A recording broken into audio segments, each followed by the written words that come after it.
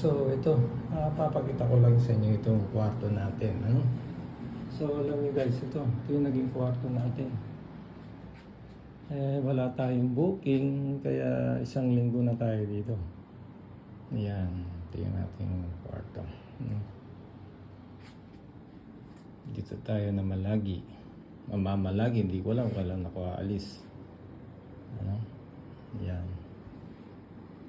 Kasi wala akong booking sa aeroplano. 1 week na ako rito. 1 week na pala kami. Ayan. So, ipapakita ko sa inyo itong kwarto, tsaka itong CR natin. Ayan, ito yung pinaka-CR dito. Ngayon, ipapakita ko sa inyo kung paano tayo makasurvive ng 1 week. Ano? Wash and wear lang tayo dito. Okay, ito papakita ko sa inyo guys.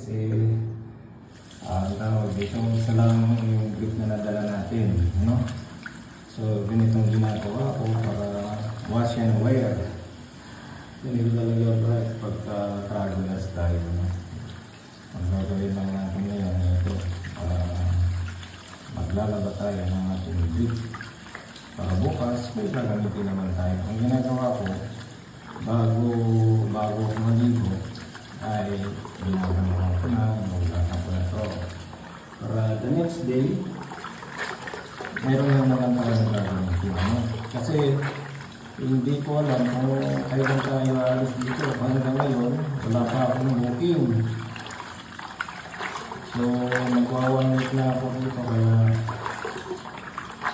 kaya medyo mahirap dito sa hotel kasi yung pagkain naman yung pare-parehas. Nagbabago paminsan-minsan pero alas unit yun. So, pagkatapos natin na ganito, ang bandawan, ayan, tapos mabandawan na natin. Ayan. At nabandawan na natin ito, ay siyempre, maliligo na tayo. No? Para bukas meron na naman tayong gagamitin. Ngayon ko talaga pagka traveler, wash and wear lang tayo. Meron namang laundry, hindi ko na pinapalaundry yung mga ganito. Ayun, tapos na. Ayan. Pagkatapos nito, yan, okay na to. Kasi ano lang naman itong mag-isang grip natin. Tapos ito, isasampay ko dito.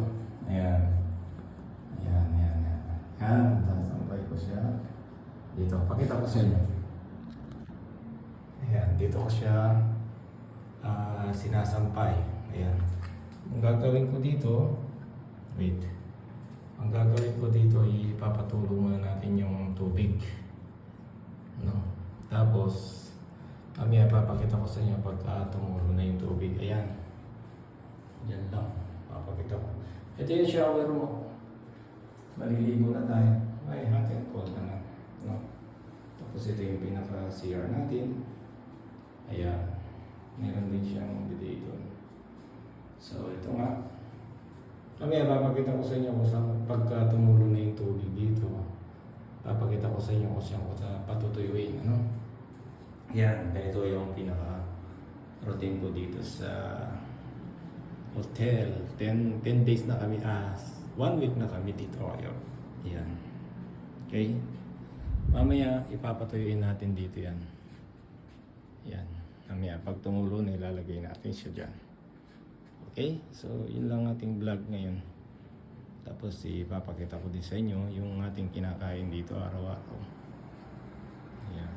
Ito, nasa room 6. Ito, ipapakita ko sa inyo kung saan natin pinatuyo yung ating underwear. Ayan.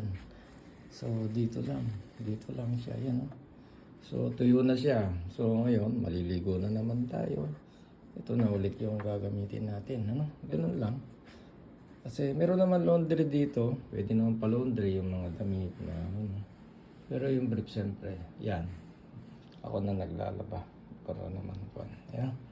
Kasi ano na tayo dito. Bali, 8 days na natin. So, ganito tayo makasurvive dito. Ano? Same food, same room. Okay naman yung pagkain. Ayan. Okay? Salamat sa panonood. Okay. Maraming salamat sa panonood.